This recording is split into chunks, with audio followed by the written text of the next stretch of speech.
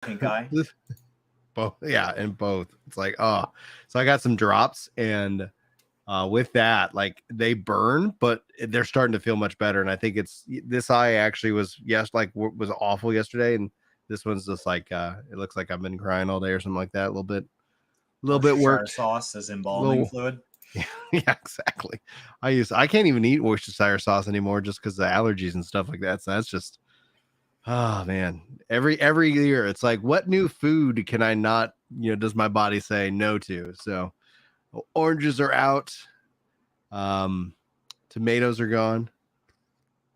It looks like I had some special brownies. I don't know, like if you guys, because we have YouTube Premium for the family, and as a part of YouTube Premium, like I rarely get ads, but whenever I'm on Ginger Prime is under the YouTube Premium setup, and with that, I've been getting so many ads for this like gummy called Mood or whatever, and the videos, I like watching just the commercials because I think they're hilarious. They start off with like, all right, yeah, here we go. I really like this flavor or whatever, and then it's like cut to 15 minutes later, and the guy's just like glass-eyed, tripping all out, and I find them to be very hilarious. So that's been a real treat in terms of the YouTube algorithm. What's dildo? What's dildo? I have never heard of that one. Starbucks or dildo? I don't know what dildo is. Well, I mean, if you say it so fast, you're gonna get to yeah, a sex toy. But it didn't say a deal.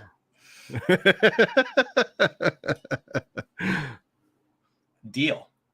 There's a place called I shouldn't say it. I don't think they're a local place. I think they're a chain, but there's a coffee shop that isn't Starbucks or anything like that. That's phenomenal, dude. Like it's right down the street, and it's just a drive-through place, a little small spot, which is just phenomenal. Yeah. Cloud RDS says, "Oh, or the fun part of getting older, wake up and wonder if your back or neck's going to hurt for no reason." It's like, what game are we playing today? It's always kind of the Dutch Brothers is a big chain. They're run kind of like Chick-fil-A. They're very like family oriented, and they used to like train people and stuff more, but as they become more nationwide, they've gotten away from a lot of that training and stuff. So I wonder if their culture will shift. Mm-hmm. It'll be interesting to see because I've been to Dutch Brothers and they're also phenomenal too. But it's like I drink my coffee black, so anytime I go to like Dutch Brothers is a milk store that's willing to put coffee in it. Yeah, exactly. Like I'm glad people like it, but it's we have milk and sugar. Oh, did you want coffee in that? Yeah, we got a little bit of that for you as well. My wife loves Dutch Brothers, but like as somebody that doesn't drink milk, she's like, "Do you want anything from Dutch Brothers?" No. Well, beyond the milk though, it's also the sugar, because again, like I drink coffee black with nothing in it. And when those things are true, it's like somebody puts a splash of sugar or something else in coffee. It's like, wow, this is a treat. This is quite lovely. I even I'm now actually just straight on tea. So I got Julie brewed me a peach tea, and it's like it's just tea. It's got no sugar, got no honey, and I've finally gotten used to that. All right, so. Welcome in, everybody. Hello, and welcome to the podcast. Just as a couple show notes for everybody out there in internet land, we'll have a show today. We'll have a show tomorrow. We'll have a show next Monday, assuming that the baby does not show up between now and next Monday. But we are scheduled for induction next Monday night, most likely Tuesday. On this Friday the 28th, if you said that we're going to have a show. No, I don't have any shows planned for Fridays right now, namely because... I've found that Fridays are very low in terms of like news, and it's like, okay, well, we talked about this, and then the other thing ends up being that most likely, more than not, I get pulled away at that like every time an hour before we would have a show. It's always like, oh, Brian's needed for X, Y, and Z. So I'm looking at the tea leaves and saying, all right, if we we got to get together on one Friday and actually play some New World together, which was fun. And it's like maybe I'll have that as like, oh, cool, I'm gonna jump in whatever Chris is playing and hang out with him for like an hour or something like that, as opposed to a traditional podcast. But on that note, just kind of a heads up for the upcoming shows. Most likely I'll be on a little hiatus starting this Tuesday. We'll be having videos roll up for you guys over on Work to Game. Hopefully you've been enjoying the highlights. And if you have, or you haven't seen them, be sure to go check those out. That's a great way of helping them out within the YouTube algorithm. YouTube's also allowing us to mark this is actually a podcast, which we'll see how that kind of trickles out over the course of this year alone. But I think that's going to be really important. And so thank you guys so much. We've collected quite a lot of comments. So I have a massive backload of y'all's comments to get through here. And maybe if there's no news there or anything that y'all want to talk about, we'll see if we can get through a bunch of those tomorrow for tomorrow's show. But that's just a couple of heads up on my schedule. Chris, do you have any scheduling changes or anything like that before we get into today's show? I'm in Miss Parter all of Friday the 28th because of a funeral I need to attend. And then that's about it. I'm starting to move to like making more like YouTube projects. So today's goal is to talk about fishing across 6 different MMOs. Ooh. So I spent like 2 hours this morning kind of summing up how the systems work. And then I'd like to try to make a YouTube video out of that and ideally publish it this week. And if people enjoy that, I'd love to go compare other systems too, crafting and gathering, as specific as possible. So like nothing like the entire battle system, but like, let's talk about like early level battle systems or hard mode dungeons, or like, let's talk about something that's kind of isolated where that system kind of functions on its own and then maybe feeds out to the rest of the game. So yeah, I think that's nice. Generalized story feel, things like that. That's pretty cool. Yeah. So we're starting with fishing because I feel like it's something that most MMOs have, and it's really isolated. Right. Really, really isolated. I think there's a meme that if you like don't have fishing, are you even an MMO? Like that is the joke. So I included Destiny 2 in the 6 to represent the withouts. Because Destiny 2 is without. They don't have it. There's nothing. Yeah. Okay. So now I can collect anchovies. All right. Cool. Nailed it. Now, do you have a prediction date for the next Final Fantasy 14 live letter? Yes. As we look at our calendar. Guys, welcome to the podcast where Chris and I compare calendars. Today, so we found out just recently that the next Moogle Tombstone event is April 24th, which is exactly when I predicted it. It is called the Hunt for Mendacity, which is exactly what was predictable, because that is going in order, which means that the patch date is, I am now even more sure, but it has not yet been publicly confirmed by Square Enix, that it is May 23rd, which means I can jump over to... The patch date is the 23rd? Yeah, May 23rd. Okay, cool. Sorry, I was on the wrong month. Okay, and so that means we can go talk about the live letter date. And so if May 23rd is our patch date, we can work backward to when the second live letter is. So live letters are just them publicly telling us what's in the patch. And the second live letter is always them showing off gameplay from the patch, which means that if it is on the 23rd, the next Final Fantasy 14 producer from the letter live would be number 77 on May 12th is when I predict that. The only time those shift is if they're being held at like PAX or something like that. If Yoshi P is going to be somewhere different, that will move those. Okay. Like we had one before 625 because I thought we would. And that one ended up being 10 days before because they were at Australian PAX. So if they're ever off site, that will move those around. Or if there's ever a patch delay, like there was in the launch of Endwalker, that will also move those around. But those live letter dates get locked in. And that's why they don't tell us the second live letter date anymore. They used to tell us the second live letter date at the first live letter, which then really made a bunch of people, like a bunch of filthy YouTubers and Twitch streamers, talk about how sure they were of the patch date. And then they looked like a bunch of liars when the patch didn't come out. Square Enix looked like liars, right? Because we had all this evidence. And so then they just stopped telling us when the next live letter was, so that we now have to say things like, I'm guessing when the next live letter is, which means I'm guessing when the next patch is. Yes. So that is some interesting dates coming up on the schedule. We'll have some Blue Protocol dates, more or less, probably starting to roll out here in the next week or two. I'm assuming because they're right now still compiling all the information from the network test, and we're going to start getting some information. We've seen already a couple of leaks from from Amazon's own site, so it does appear that they're going to be early access founder packs or some kind of connection in with Prime Gaming with 7 days early access.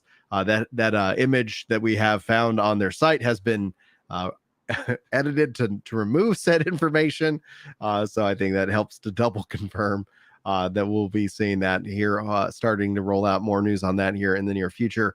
Also, it does appear that Throne of Liberty is not going to make the first half of 2023, most likely going to shift to third quarter 2023 as well. So lots of moving pieces. And even last week, Wayfinder announced that their early access is going to start in summer of 2023. They're no longer going to be launching in May of 2023. So lots of moving dates for these. Like 2023 already just feels like in an overwhelming amount. Chris is talking about comparing 6 different MMOs and fishing and all these different systems. That number will probably soon balloon to even more as these new games come online. Yeah, World of Warcraft has patch 10.1, I believe May 2nd is off the top of my head. Yeah. And then New World is now promising to do new seasons no later than every 95 days is their target. They've got 85 days says the first one, so it looks like they're targeting right at 3 months. Probably keep them on Tuesdays or something, so why there's some flex. June 6th, July 6th is the date for season 2 is what they've, or at least the current season ends on July the 6th. Okay. So that's essentially what they've broadcasted. And the question ends up being is that they really haven't. It could be a week without a season. That would not be awful. Well, that's true. You could kick it out to July, whatever that math is, 13th or whatever. Seasonal leaderboards end on July the 6th, thus essentially take a break. Yeah, take a break. Tuesday. Yeah, exactly. And so we'll have to wait and see ultimately how that does shake out. And I think that would be fine as well. But from New World's perspective, it's really on them to actually deliver on the date. If you're going to sit here and say, Brian, who's going to deliver on a date that they Square Enix or Amazon? I would say Square Enix. Like I'd put money on them every time. New World will hopefully get into that stability and predictability to a degree, for good or for bad. Because no matter what, as gamers, like there's an element that we enjoy of predictability, but we're also hoping for surprises along the way too. So we're a very difficult bunch to please in this regards. But anything else we need to sync up on before we dive in? I got 2 topics that I'd like to break down with you. No, I think that's pretty good. All right, guys, thank you so much for being here. Welcome in, everybody. Welcome to the show. Today we're going to be breaking down lots of really great information. The first topic, we're going to be talking about Chris's experience with RuneScape. This is something that I'm very excited about that he's checking out. As a Final Fantasy XI veteran, RuneScape falls into that classic Sandbox MMORPG, things that really kind of cemented as a part of this nostalgia trip. But he doesn't have that nostalgia trip. His entry into MMOs was WoW, and there's a lot of really big numbers when it comes to how MMOs were and where they are today and what World of Warcraft means. So I'm going to be very curious as to his experience. And then we're going to talk about what the internet's talking about, and it's this RedFall 30 frames per second console target, and that they've already confirmed also 60 frames a second is coming in a later patch, which tells me many things in terms of optimization. And the question is that should we just go ahead and delay, and what does it mean to be a next generation console game? Is 30 frames per second okay? So those are the 2 main topics, as well as anything that you guys bring up in chat along the way. So sound off in the comments, sound off on these live shows when you feel like it. We always enjoy having you here for them. We film Mondays and Tuesdays. But all that preamble out of the way, today we're talking about RuneScape. Not just RuneScape, but old school RuneScape. And from an MMO perspective, this has been a part of the genre, part of its history, a part of its origin that I think Chris hasn't really had a lot of hands-on experience. And so when we sit down and we debate various different systems and design structures, I think it's clear to say that Theme Park has won the day. If we're talking about sheer numbers, sheer accessibility, Theme Park has the ability to draw in a lot of casuals. It has the ability to draw in a lot of hardcore players. It also sets it up so that you don't really necessarily need like that wiki page open all the time while you're playing through the sandbox.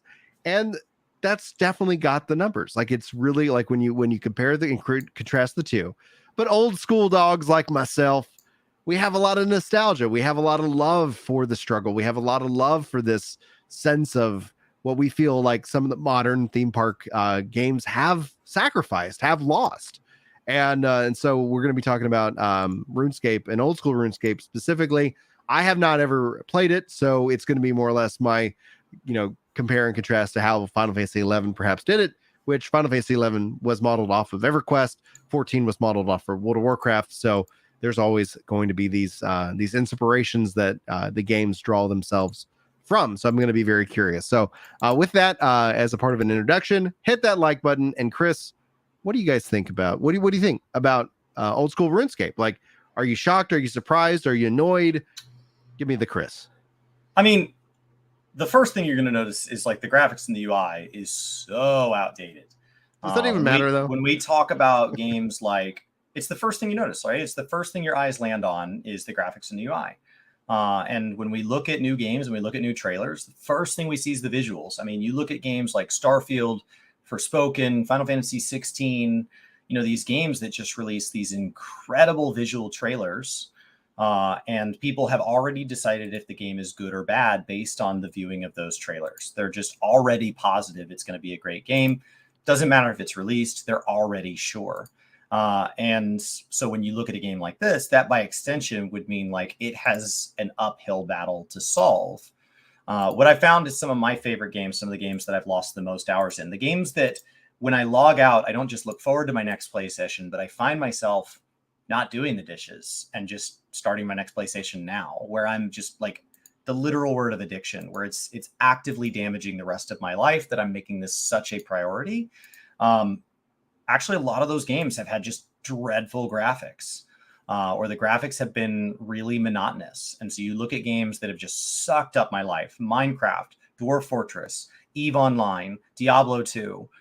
These are games that were kind of multiplayer for me, in that I shared them with friends, and that I wanted nothing more than my friends to say, how did you get all of that, before they next logged in? And the best way to do that was to trim sleep, to trim food, to trim, like, I'm just going to eat food that I can eat at my keyboard. Whatever I got, that's fine. Like, I don't know, we'll just put like dry tuna on some crackers. Like, let's just keep playing.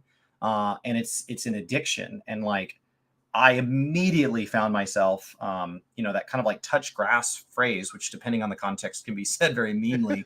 Like, I like going out after streaming all day and touching grass. I like going and doing that. And so over the last 2 years, I've begun to take care of myself a lot more physically. Any of you that follow me on Twitter under Work to Game will see that update.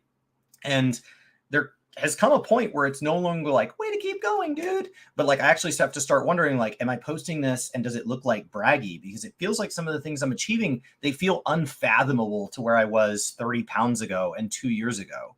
Mm-hmm. And so this weekend I rode 30 miles on my bike, got off my bike and immediately put my running shoes on and ran a 5K. That feels impossible even 6 months ago.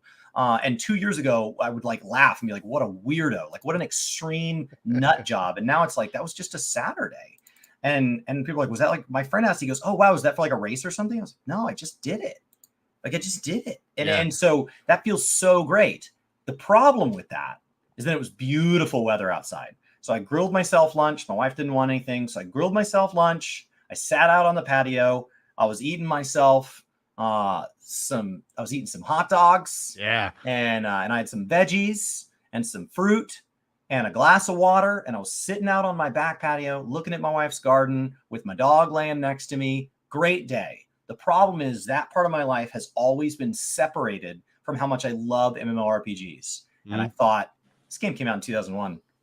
I bet it could run on my phone. You bet it can run on my phone. It better. So then I was like, wow. Yeah. This is amazing. I have taken like the best part of getting away from the computer, and I leveled up logging like 7 times. I was like, this is awesome. This is awesome. I can bring MMOs. They can be pervasive. They can slide into any part of my life. My wife gets up and takes too long going to the bathroom at a restaurant. I can level logging. Like anywhere, anytime. It takes, and the reason I play mobile games, when I've done things like we've played Lords Mobile on stream, we played Raid Shadow Legends on stream, and I play all this, and people are like, it's not a game, it's not a game. The reason I like mobile games is because I'm not always at my little battle station here. Right. And so like it is a secondary tier of game, but I'm okay with that because I'm in a secondary situation. So when people ask a question like, is Diablo Immortal going to run on computer? I'm like, why would you want it to? If you have access to your computer, wouldn't you want to play like a computer game? Like, the whole benefit of mobile is that you're just making the best of a not gaming situation. RuneScape runs on this thing. Yeah. It was awesome. Like, Lords Mobile's in serious danger on my phone now because I'm like, well, why would I play that when I could progress my RuneScape character? That's way better. It's way better. Here's the thing I've been hopeful for. Here's the thing I've been curious about, because when it comes down to especially the Sandbox MMO, being able to give you that kind of experience in your hand, well, I think that experience can also extend to the modern MMO, especially the Sandbox MMO. And we're starting to see that, and we're starting to see that conversation. We haven't seen it delivered yet, but cloud streaming, especially for the MMO, it already gets over the hurdle of, what do you mean I have to be online to play this game? Because if you do not want to play an online game, there's no selling you the MMO. Like, you've already drawn your line in the sand. The MMO requires that connection. Then it's a matter of, do you have the bandwidth to stream? Same thing I'd love to see brought in with Final Fantasy 11. Like, why is that game not streamable in the browser? Let's go. That technology exists. I could stream that to my phone in theory, right? But with something like PAX Day, to bring up a new sandbox done up by the teams that really want to return to that sandbox style, but with Unreal Engine, I think 5 is their engine, with the concept of streaming to mobile, and Throne of Liberty is also in that vein. It's not a game that actually runs on your phone. It's a game that is pushed to your phone, and it has that design philosophy and concept, so that if I'm sitting here at the end of a long day and I don't want to, go over to the gaming PC and set up for a long gaming session, if I just want to level up my logging, if I just want to interact with the market, if I just want to do a handful of tasks, the thing I've always advocated for is, like, I wish Final Fantasy 14 would run on the Switch in a cloud version, even if I'm not playing a dungeon. Let me, like, for crafting and gathering and doing just a handful of things, there are these experiences that should not necessarily always require that you have, like, the preferred way that people would enjoy and play the game, opening that up to that flexibility. And so imagine old school RuneScape, but from a graphic visual fidelity of, Unreal Engine 5, but still able to be pushed to your phone, which on your phone, you have the internet. And so it's just a matter of that you have the bandwidth to push that game to your phone so that you can go on that run, level up logging, that you can just jump in for a brief, couple of minutes and have a touch point on this virtual world that you're now a part of. What do you think, Chris? I think RuneScape is uniquely positioned to take advantage of this. Browser-based MMOs, things like this, like what you're talking about is technically possible. Like, the system specs of phones are amazing compared to some of these games that are 10 or more years old.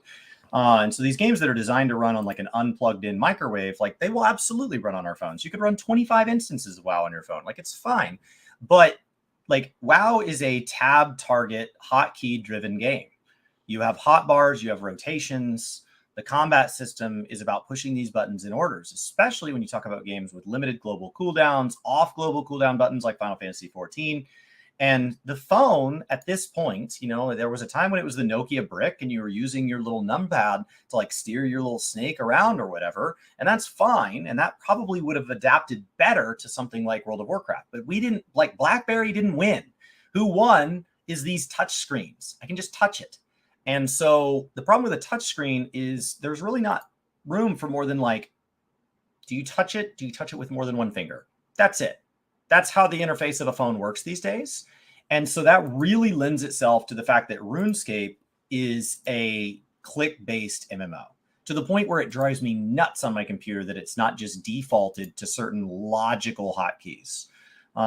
It's a lot of clicking. And so the phone experience is almost identical to a small screen version of the PC experience. It's almost identical. And anything that's clunky about mobile on RuneScape was already clunky. Like, it was already clunky on PC because it's a game, it's an old game. And there are things about it that are just clunky. You have to be careful when you remove quality of, like, when you start to chase quality of life, though, because if you fix quality of life on something that just makes the game suck, you've made the game better. But if you fix quality of life on something that is actually what gave us a sense of achievement, a sense of accomplishment, and you remove the friction, then you've made the game worse. And both of them are communicated in the form of complaints on the forums. So when you look at all the complaints on the forums, there are people that say, I want mounts in New World. I personally think that adding mounts to New World is a mistake, and there's no going back. I understand why you want to run faster. I also understand that that's why things like the trains feel really like, wow, and I really don't want to die. Like, and I want there to be a combined tent, and somebody sets up the tent and a bunch of people toss logs and flint on it because we need this recharge point because it would take me forever to get back here. And so like, I think there's something about New World that feels very special in how large it is. And they have fast travel points that are already appropriately spaced, and you run faster on roads, and your inventory is weight based. So you might want to go back to town. And by buying a home, you get this free Hearthstone type thing that I can go back, and I can have up to 3 of those as well as my main one. And I can pay to reduce the cooldown on that one. And it's cheaper than actual teleports. And like, there's a lot about the movement of New World that is like very carefully thought of and tuned and perfected. And like the removal of Azoth cost from teleportation is like I notice it on the days that it costs 20 Azoth versus the days that it's free. I notice it. Mounts remove all of that. And so I think old school RuneScape is in a special spot because they've really gone back and said, there's not going to be a lot of quality of life. Yeah. Because we can't identify exactly where the line is between fun and not fun. And so we're just not even going to play with it. Like, we're not even going to mess with it. Could the interface be better? Absolutely. But along the way, what if we accidentally damage some of the fun? Yeah. And so I think RuneScape's done a really good job of kind of preserving that.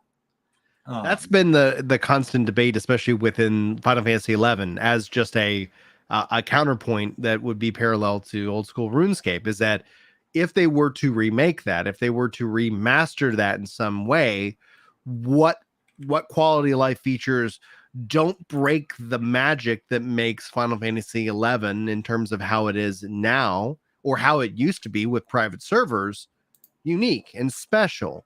And that in and of itself is a fine line, because one of the things that, like you mentioned, especially with mounts breaking the world, like if they ever add flying mounts where you can just fly around New World, like that is not just adding mounts breaking the game, that's fundamentally breaking one of the very unique features of the game, which is its world and its size and its scale.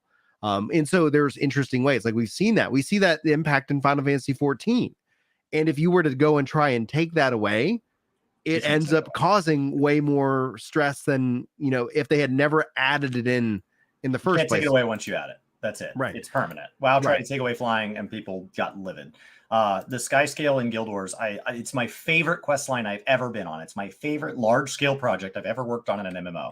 And I absolutely hate that I have that now. Yeah. It is my favorite thing I've ever done as far as consuming the process to get my sky scale. And now that I have it, I hate when I get to somewhere and my solution is I'll just get on my flying mount. And their flying mount is heavily restricted compared to what the term flying mount means in games like Final Fantasy and World of Warcraft. And it still feels like the game lost something. Yeah. You lose that world and then exploration. And that's where it'll be interesting to see how it plays out when it's added in to New World, because like I'm hoping, because one of the things I know a lot of people are like, oh, we got to get mounts. And it's like, well, is there a way that we could add in mounts that make the game better, like that make the game more interesting? And I think when we start to bring in any MMO comparison for discussion, like Guild Wars 2 is the developers, like it's the gamer's pipe dream of what is the best MMO out there? Most likely Guild Wars 2. What's the least played out of the most best out of Guild Wars 2? Like there's, for some reason, like they have these really great systems, but yet in terms of mind share and communication, that's one of the games that it's like, oh yeah, like I should jump back into Guild Wars 2 this week, and then I don't, and it's like, okay, well maybe next week I'll jump back into it.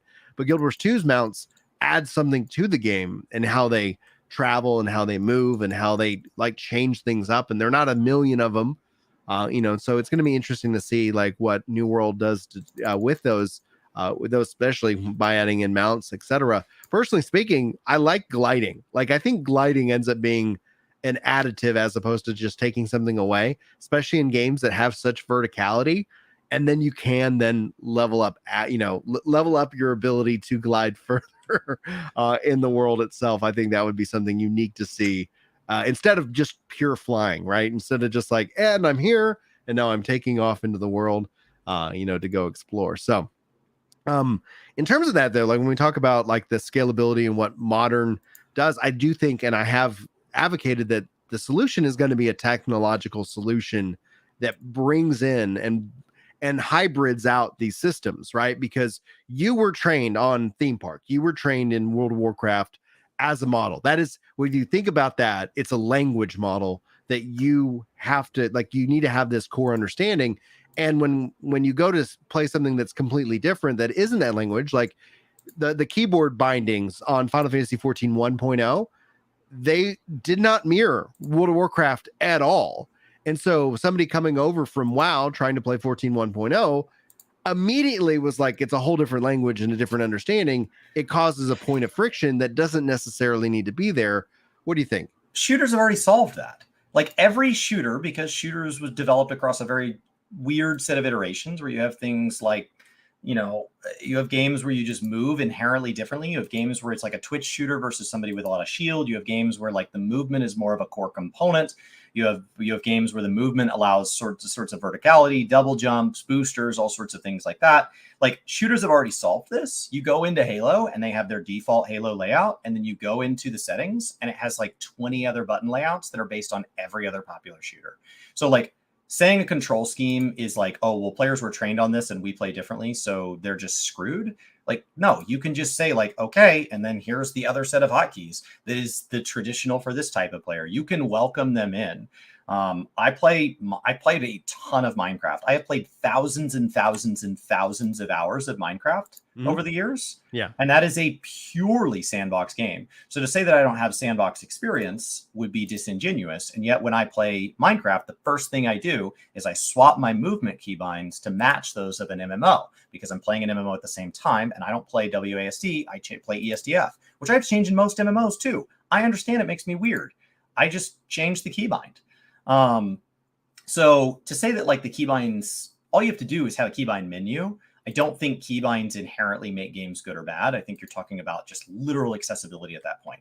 And so like, I don't know that adding keybinds to a game is the type of quality of life where I'd be concerned that somebody's like cheapened the experience. I think keybinds are fine.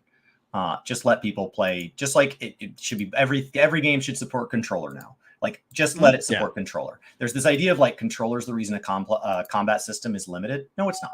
Oh. Like, there are wildly complex control scheme fighting games, Final Fantasy 14, native controller support, wildly complex amounts of buttons. It's fine. The reason you limit the number of buttons on a hotbar is because like in like a game like Diablo, if you let me bring an unlimited number of abilities, I become wildly overpowered. So you don't want me to have 25 buttons in Diablo 4. Everything they've shown about the system says it should be limited. That's not a controller limitation. And actually, in my experience, the more they have to think about multiple types of hotkeys, the more they have to think about whether or not they're going to support controller, the more they have to clean up things like, let's not make the vendor have 25 menus. Like, that's not like, so in my experience, the more you think about different types of players playing differently, the more you have to clean up some things that are actually just a lack of good, clean, crisp design. Mm-hmm. So I brought up the controller scheme because that was an actual formal complaint from players coming into Final Fantasy 14. So beyond control schemes, though, you bringing up Sandbox, I would say our Sandbox MMO is different from the Sandbox of Minecraft. And in terms of that, like when you stepped into, obviously old school RuneScape, do you feel like, how does that ultimately make you feel, especially with all of the thousands and thousands of hours that you have with Final Fantasy 14, World of Warcraft, Guild Wars, things like that? Like, is there any points of friction that just don't fundamentally make sense or cause a level of confusion just based off of, like, again, like if you go and you live in a world and it all has kind of these, like, you bring up shooters, like, yeah, shooters all have some, barely, similar concepts, but then all of a sudden you step into a different kind of shooter and let's say it did something radically different because there are different types of shooters. Like, how is that friction overcome? So first of all, Minecraft is not a game when we're talking about what a game is in all these other games. It's an operating system. When you're comparing it to other games, it's an operating system. It's not a game. So like the experience that my nephew has playing Minecraft on an iPad, and the experience that my niece has playing Minecraft on a console, and the experience that you have if you play Minecraft on your PC, just base Minecraft, is none of those are the game that I play. I play modded Minecraft on survival multiplayer servers. That is a very specific flavor. There's creative. I specifically play hardcore expert packs Like hardcore is a modifier of what the experts are. I don't play where if you die, you lose everything, but there usually is a pretty substantial cost.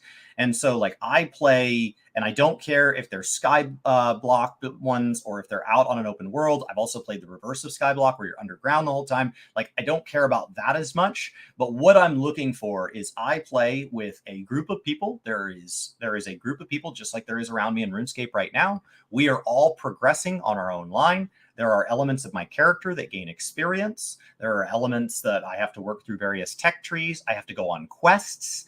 I have huge goals. So like the way I play Minecraft is an MMO. The reason I don't categorize Minecraft as an MMO is because it does not always have to be an MMO. There is no way for Final Fantasy XIV to not be an MMO. It's always an MMO. In that way, Diablo 3 is not always an MMO because on Switch, it offers this offline version. And that's not the same. It's just not. The fact that it can even be played. The game should be fundamentally flawed if you are not on a live perpetual server. And I play Minecraft on rented servers. They are live 24/7, which means if I set up a machine to process logs and I set up a tree farm to grow trees, when I come back after I go to bed at night, I have 10,000 logs. So like it's like the way I play it is an MMO. And so absolutely I would compare it to what I'm experiencing in RuneScape, and like I have while we played it. But the reason I don't list Minecraft off because there are a lot of gamers that think that they're above Minecraft. Because they just don't understand how vast the game is. Like I've had to go read wikis on how nuclear power plants work because I was trying to progress in Minecraft and the mod was poorly documented. And I was trying to fundamentally make a feeder reactor, and then the mod author didn't write a guide. So like Minecraft is vast. It can absolutely be an MMO. So like on that space, so like you have that kind of experience. Do you feel that somebody who does not have the sandbox experience, only a theme park style MMO experience, like, would struggle or run into hurdles? Or is that, or is it just like saying somebody who likes Mario doesn't necessarily translate to somebody who likes like a fighting game, for example? It's the same as anything, right? Like I've done my first 2 triathlons and I've had to learn a lot. I had ridden a bike before. I had run before. I had a pool growing up, but wasn't a very good swimmer. And I had to go take swim lessons. But I can learn it. And so like, they're different games. I think one of the things that we do within gaming is we fragment off people who don't like the same games as us. And so we take 2 games within a genre or take 2 different genres and we describe them as different gamers. But we forget that many times, people play both. There are a lot of people that play Final Fantasy XIV that are excited about Final Fantasy 16, but it's a fundamentally different experience. So there will also be people that play Final Fantasy 14 that don't like Final Fantasy 16 and vice versa. Yeah. So like, it's just going to depend on the individual game on whether or not you like that game. And you may find that like, I don't like MOBAs as a whole. I've tried like 10 of them. And so it's gotten to the point where it's like, I'm with you 100% on MOBAs. I just cannot get into them. They just don't do it for me. I've tried and tried and tried. And every time I go, well, you just had a bad one. But at like some point you've tried every version of sweet potato and yam and you're like, maybe I just don't like this. Right. And so like, I would say there are going to be people that like Sandbox and more theme park style MMOs, and they're different. I like a little bit of both. I just like MMOs. And so I have yet to find an MMO that I don't find any redeeming value in. Right. But based on how much time they ask for, I do tend to take the ones that give me more than one element of like, that was fun. Yeah. So I think there are people that can like both, and there's definitely a learning curve between them. But a lot still carries. Like we say it like they're like a game is purely Sandbox or purely theme park, and they're not. They're not. Right. I think that's why, like, I look at the future of the MMO genre as they continue to bring in the best elements of both kind of systems. Because I agree with you. Like, I view Sandbox and theme park MMOs almost as like really two different categories of a game because of what it's proposing to do. And that's usually where like my frustration comes when I hear somebody who's like, let's say there's nothing wrong if you like and prefer theme park, because in chat they're like, yeah, I've tried a couple sandboxes, it doesn't resonate with me. There's nothing wrong with you. Like, that's a perfectly fine solution. Like, I've played this game just like Chris and I, like, we're united on our hate of MOBAs and our hate of yams. Like, those are two things that we share oddly in common. And we live in Texas. We can start like boiling it down. Why are we friends? We get together and we hate on yams and we don't understand MOBAs. But the at its core, like I always kind of view those as two separate. And when it's just the same thing. Like if I was looking at a theme park MMO and be like, it's not a good sandbox. Well, like it wasn't proposed to be. It's not trying to be that. And I think there's like when you look at those within the genre, these are two strong subgenres. And I do think the future is them blending the best of both worlds. The sandbox allowing players to have kind of some creative control. And we see those elements like in Final Fantasy 14 with housing, with RP, with a couple of these things that allow that to bring that into that game. And then vice versa, we're seeing more story to elements and how they deliver story brought into other games, like in the case of like New World, but also it'll be interesting to see how PAX Day, handles it, because they're proposing themselves to be that real sandbox style. And I think what you brought up with the phone and old school RuneScape is that adding in that level of accessibility and bringing the player wherever they are. We talked about this, like when you start talking about login queues for classic WoW, like, can I just queue up and say, hey, I'm heading home from work. Can I queue up so that way by the time I get home and make dinner, the servers will let me in?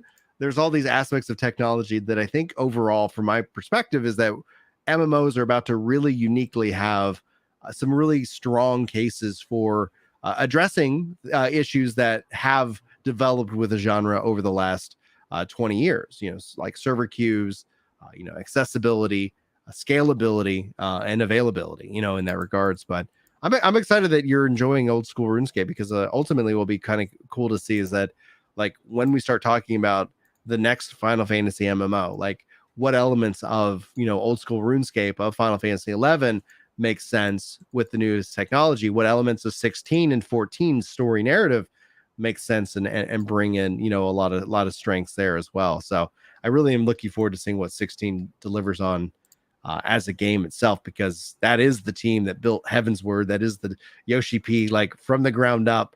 Like, let's see what he's got. And so I think June's, regardless of whether you have a PS5 or not, I think June's going to be a really exciting month. My concern with that is that people have hyped it to the point where like Michael Jordan played baseball. And so like they just, like that's not the thing he's remembered for. Yeah. Like he's probably remembered more for Hanes underwear commercials than playing baseball. And so like because he was probably better at doing Hanes underwear commercials than playing baseball. Like I just think that Yoshi P's got this opportunity and that's really cool. And I hope it goes well. It doesn't make him any less of a like genre defining change in what somebody can do for Final Fantasy 14 and MMOs in general. Mm-hmm. Even if it turns out that building a offline single player game from the ground up is not his skill set. He's also not the only person working on that game. So I think people have really focused on him. He's not even both director and producer like he is on 14. So like it's not even mostly his team. Like he's there with a whole bunch of other people. And so if it's successful, it's not just because it's not like just put Yoshi P on any project and it'll be successful. It's also not, if it's not successful, we'll just blame Yoshi P. Like it's infinitely more complex than that, but I do hope it's a great game. Yeah, I'm with Cloud, because Yoshi P's superpower is project management. And that's one thing that I think when you look at Square Enix's multiple studios, that is a clear differentiator in terms of deliverability, on time, and then at the same time, not requiring a 4090 to enjoy the game, So there's some aspects there. Like I get what you're saying, but I think that what we've seen Yoshi P do is manage projects, is bring the people together, the right people together to build out his dream team to achieve things that obviously he can't just do on his own. No one person could make Final Fantasy 14. No one person could make 16. But in order to get a team and have that focus and that vision, I think that's, and that's where it's like, it's going to be, I'm sure there will be some interesting fall off. There will be interesting fall off with 16, because no matter what, it's locked behind the PS5. No matter what, these things are going to be true. People are going to have to wait who don't want to buy it on a PS5 and will wait for PC. One of the things that, like, I probably will get it on PC for ultra wide support. even after I've beaten it on PS5, because ultra wide really is a beautiful experience if you get the opportunity to have something like that. But that's something that is still frustrating. And no matter how many people and how many Sony PlayStation defenders come out of the woodworks in the comment section, I don't care. I think it's foolish not to release it on PC in 2023. Yeah, 2013. Jeez. All right. Now, speaking of PS5 and Xbox, in terms of the console war, RedFall is an upcoming, shooter, kind of looter shooter, light semi games of service. I really have a hard time classifying it. Maybe it's like Borderlands with vampires. I've also seen Far Cry as an example of this game. It has recently announced last week that they talked about that the game launches and they're going to have a performance. They're going to have a performance mode for 4K, and you can put that on to 4K on like an Xbox Series X or console. But the game's going to be locked at 30 frames per second on Series S and Series X, with at some point undetermined a frames per second boost mode to boost it up to 60 frames per second sometime after the game's launch. This has put obviously Twitter into a firestorm. And in this case, this is where I've honestly, from looking at all the takes on the internet last week, I feel like this has got Sony and Xbox fanboys all in unison upset that Redfall is not going to have a 60 frames per second on console at launch, thus questioning should this game be delayed just to make sure they hit the 60 frames per second. Chris, I'd love to know where you fall on this. You have a Series S. Is 60 frames a second the standard of this generation, or is 30 frames per second good enough? I think 60 frames is required for most combat systems to feel good. I think that most of us, I don't think it's uncommon. I don't think it makes me insane to say that when I am in a boss fight or something, I would sacrifice resolution to protect frame rate any day of the week. And so to have a cap on my frame rate that makes it to where it is like, if you're sitting down and watching TV is regularly in the United States was broadcasted at 24 frames. Mm-hmm. And we're getting to where we're used to consuming our medium and much higher, but 24 was always seen as acceptable. It's linked to things like excessive eye fatigue and things like that, but ultimately we can manage. But that is not taking an active role. It does not feel good to press control and you only have, an update every half a second, and that's got to sync with you. So your information is always missing, like not half a second, but half a milli, whatever that is. Half the frames. It's half the frames. It's half the frames. So like it doesn't feel good. It doesn't feel good. Yeah, that's the problem. Should they delay Redfall until they had that? Because they've already confirmed it's on the way. So it's not that it is impossible. It just makes it feel less optimized for release, that they're trying to artificially hit this release after they delayed out of 2023. Should they delay again to hit this 60 frames per second, which the systems should be able to do? I don't know. It depends on how long that delay is, right? Yeah. Like it's still a business to run. So I know a lot of people are like, hey, you know what? Take all the time you need. Just do it right the first time. Like people say it to streamers all the time. If you need a mental health day, take a mental health day. Take care of your family. Take care of you. That's the most important thing. But they're not the ones that pay your bills. Right. So like you're up until recently. So you're until recently you were a contract employee, and like you could have just not taken contracts if you need to take some time for yourself. Right. But then who pays your bills? And so these game companies, like they have real salaries going out. They have real lease spaces they pay for. So I think it's really nice for people like, you know what? I just want to pay you for a good game. Why don't you just make it good and then release it to me? That's really nice. But a lot of these studios, they're in the red and they need money. And so I understand why sometimes partial products get released, because partial products generate revenue.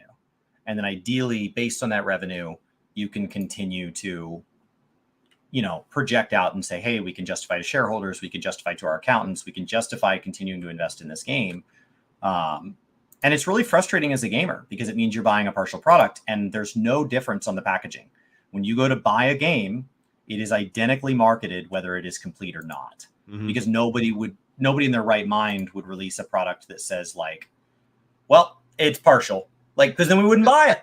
So we probably still would. You call that early access, you call that, beta. We'll sell you all kinds of other ways of monetizing you in in this game. So I think there's plenty of precedence for that. I feel a little really like frustrated by like the announcement, because I like when it was all the discussion was happening on Twitter last week. It was like Thursday and Friday. Like, it's just like Microsoft, just another L from, I think, Microsoft in this case. They spent this money, they've acquired these studios, they had to delay, and even Chat Veritas is saying Microsoft already delayed Starfield to the second half. So they originally said Starfield is being delayed to the first half of 2023. That is no longer the case. That is being pushed to the second half. And Starfield was a big reason, a big marketing push behind them doing that. I'm still frustrated that they're only locking that down to Xbox. I think that's a mistake from their perspective. And yes, they spend the money, but if they decided to do it as a timed exclusive, I could understand that a little bit better. I think that's better overall for gamers and choice.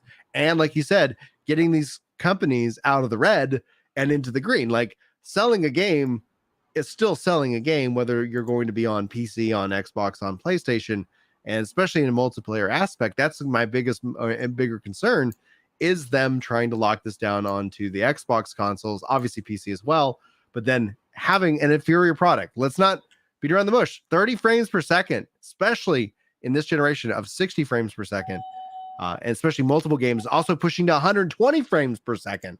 We're not even talking about like hyper performance. To be clear, some games don't need that. Final Fantasy 14 does not need 120 frames. You don't need 120 frames, but 60 frames is such a better, like, the studies have shown, like when you just overall performance, like the response time, the players' enjoyment, like multiple times, like they've done studies on gamers at 30, people enjoy mentally like the 60. It just feels like Counter-Strike is a huge difference. I watched some of the stuff on Counter-Strike, and what you're describing, like if anybody wants to go verify what Brian's saying, Counter-Strike is a game that they have studied, and there is a difference in performance, in how eye fatigue, like it's just better. 120 frames is just better. Anything you can dial the frames up is better. Yeah. It just feels better. It just has like, it's just a better experience. And to sit here and say, hey, yep, okay, we bought the studio. Yep, it's gonna, because like I'm gonna play it. Whether I don't think they're gonna delay it, because we're talking May 2nd. Like that marketing, and it would be the Halo Infinite. Chris got his cans of and codes a year ahead of that, and then essentially, so I'm gonna be playing it on PC at my 60 plus frames, which PC can handle in this case. And I'm just like bummed, disappointed that console players have to wait, and that at some point that 60 frames is coming in later. And it just makes me go, what is going on? What is wrong over within the house of Microsoft, and why are they continuing to struggle? Because that is what feeds the narrative. And when you look at, especially as we bring up Halo, a big disappointment, especially more, I think, for you than me, when it comes to Halo Infinite. Like, one of the things when you start looking into how Microsoft runs its shops, they have this company policy of like 18-month contractual employee, then reapply, or like the process. And so you end up having these rotating doors, and games. I don't know any AAA game that's out the door from concept to finish in 18 months.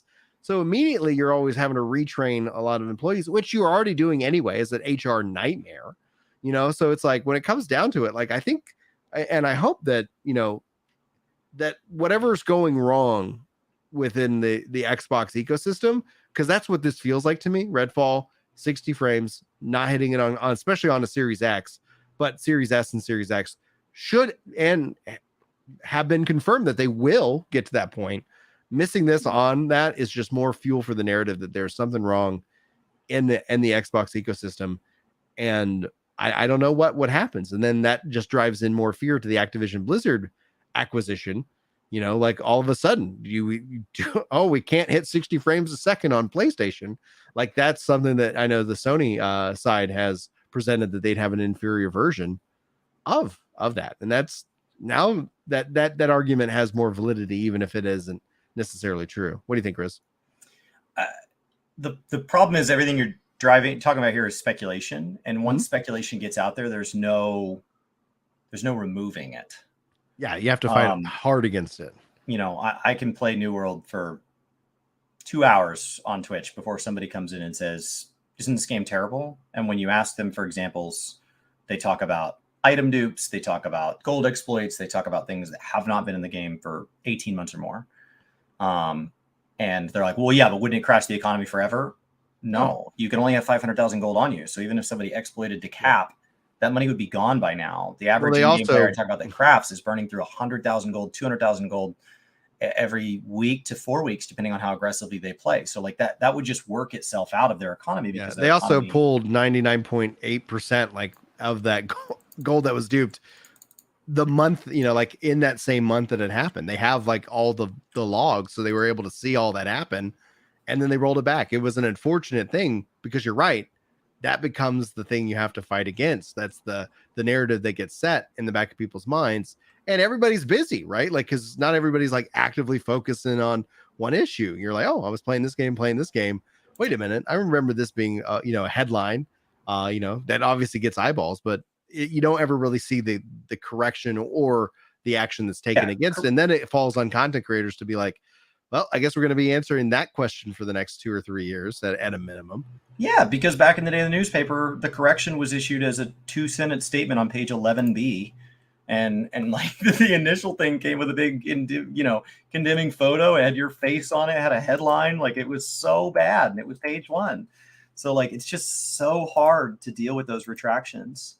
And it's the same in gaming. Like once perception's out there. So like the biggest thing you talk about there is perception. It doesn't even matter if what you're saying is true.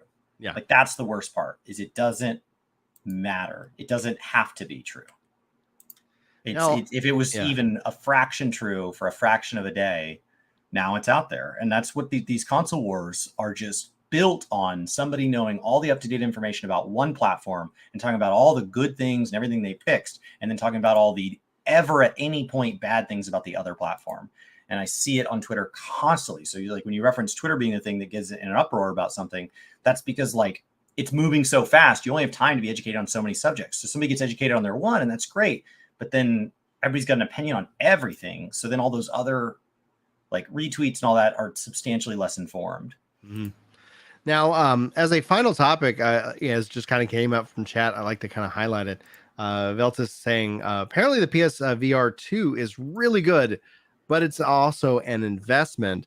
And so in that regards, when we start talking about like consoles, regardless, like VR in and of itself is something that continues to struggle. I saw some reports recently from the industry that like VR isn't being adopted. It isn't growing.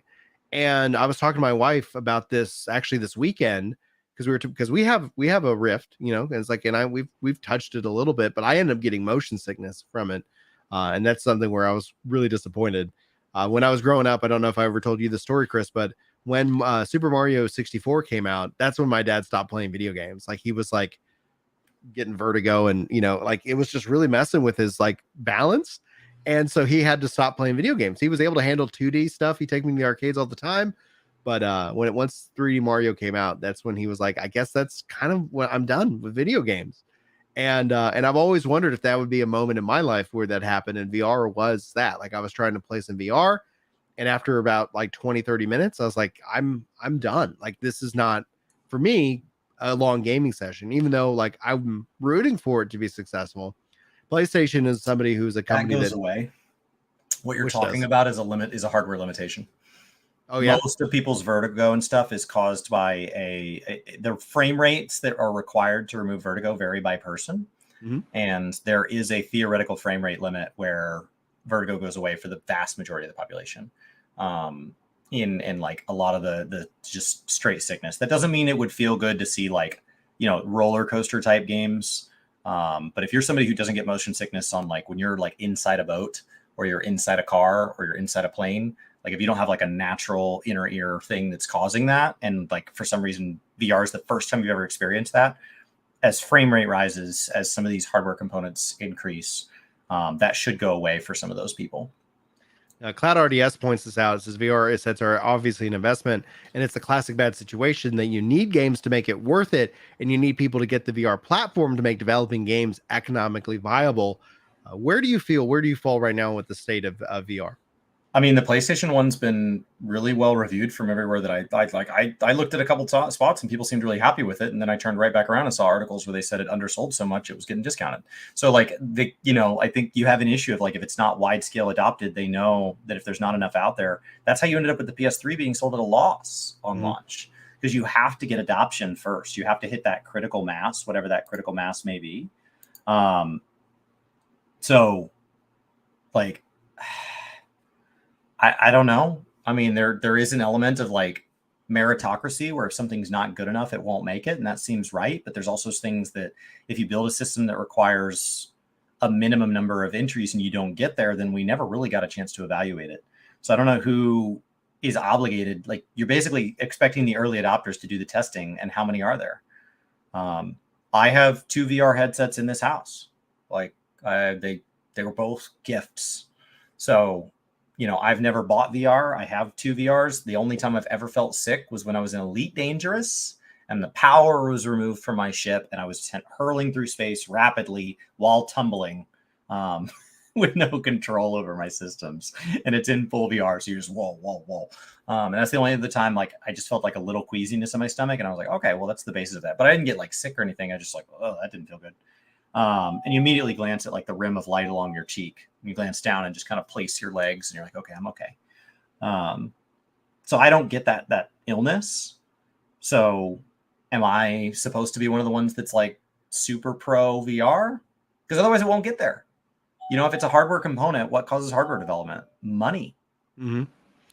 So what kind of investment, what kind of game do you think would be the draw? Because that's one of the things when it comes down to it, when we have those genres that really do bring in mass adoption, the shooters, the MMOs, things like that, those are being developed, but I just have not seen that must play game. Like, and I haven't seen the avocation where it's like, stop everything you're doing and go figure out how to get this game, or something like that. I mean, Wii Sports and Wii Fit sold Wiis. There were lots of fun games to play on the Wii. Those 2 games sold Wiis, and they were both first party. They built the game that evangelized, that like my mom played it on a Wii that like a friend brought over who had in college, and my mom went out and bought a Wii. My mom, who doesn't game, she goes, I gotta get one of these. Like, you look at games like Rock Band and Guitar Hero before it, they sold consoles. So it's got to be something that appeals to non-gamers. It's not MMOs and first-person shooters and things where there are already people that have multi-$1,000 rigs invested in these genres that take hundreds, if not thousands of hours to master or even just be decent at. Like, it's got to be something that can appeal to literally anybody, because you're already limited to the only people that are going to stick with it are people that don't get sick. The only people that are going to get into it in the first place are people with disposable income. Like, you already have like restrictions taking people out of the total player pool. You can't afford for it also to be like, and it's only first person shooters, and it's only like, no. It's got to be wide scale. When it feels like everybody I knew played Guitar Hero, not everybody in the world played Guitar Hero, but it feels like everybody in the world played Guitar Hero. That feels like a correct statement. Yeah. It's got to be something like that. So it's not going to be a traditional game. It's going to be something that takes the format and really blows it up. So my niece and nephew came over this last for their spring break, and they came down and visited, and they asked me if I could buy this Walk This Plank game or whatever, this planky game. And so we bought this planky game for VR, and you like walk on these little like planks, you like tightrope or whatever. And they're out on my back patio walking on tightropes in VR on the cheaper of my 2 VR headsets, which is great because it absolutely got dropped. And then one of the headsets wouldn't, so like these things got to be durable. And it was great. And they had a great time. So like, it's got to be something that becomes so adoptable that like kids are talking about it, right? The easy to get, the kids like games. Yeah. And then that gets it to where like one of their parents tries it. And then one of their parents like, I'm gonna beat this stupid game. And then you get to that moment, like where my mom said, I need a Wii. That's when you've hit critical mass. When you have, who at the time was a woman in like her 40s or 50s who works a full-time job and has kids and goes out and buys a console for one game. Like that's the place to do it. I see chat Chili Demon saying Wii Sports Mario Kart type group play kind of game.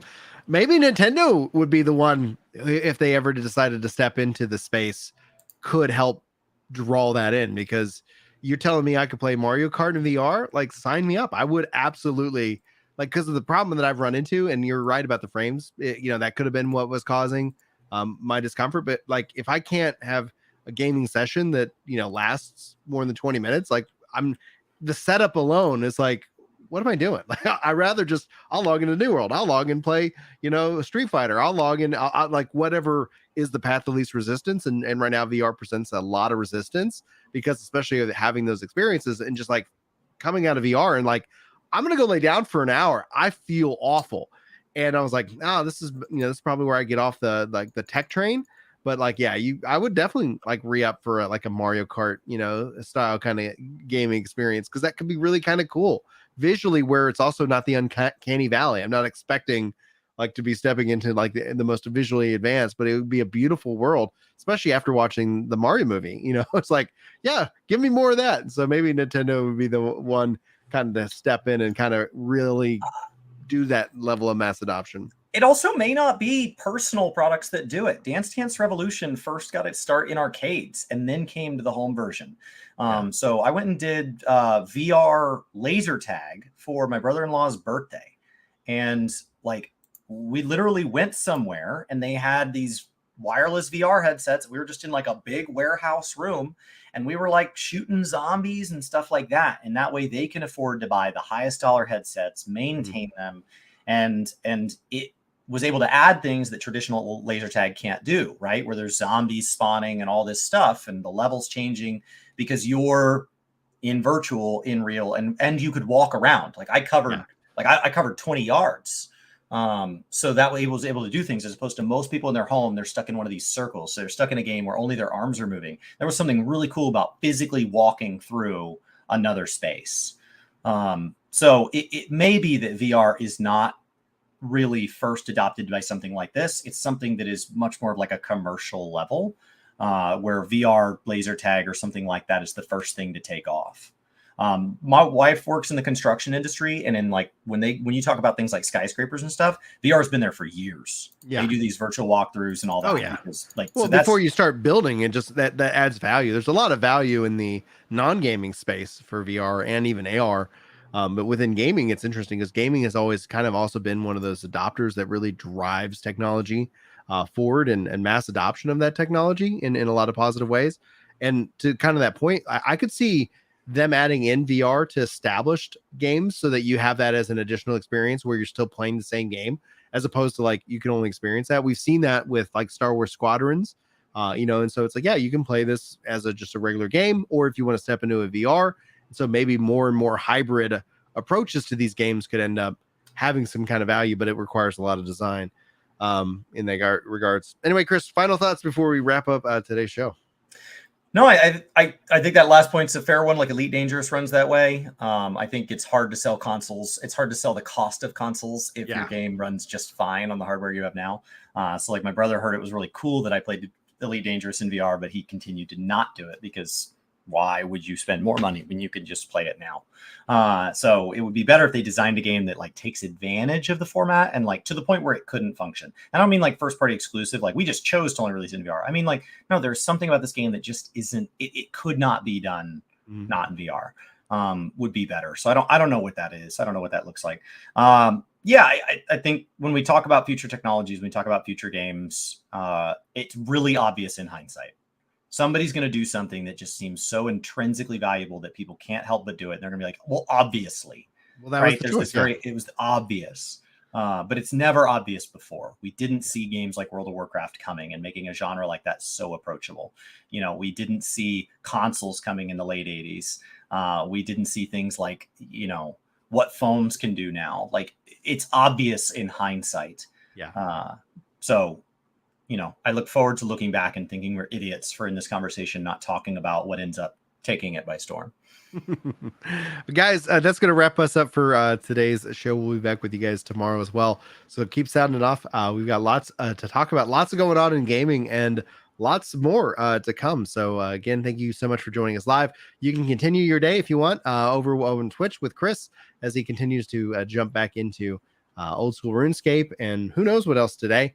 So just be looking forward to his video comparing 6 different MMOs, fishing, and what they all mean for you. Coming soon to Gaming Kinda. And thank you guys so much for being here with us live. I'm going to hit the end broadcast and just wave it out, and we will see you guys tomorrow.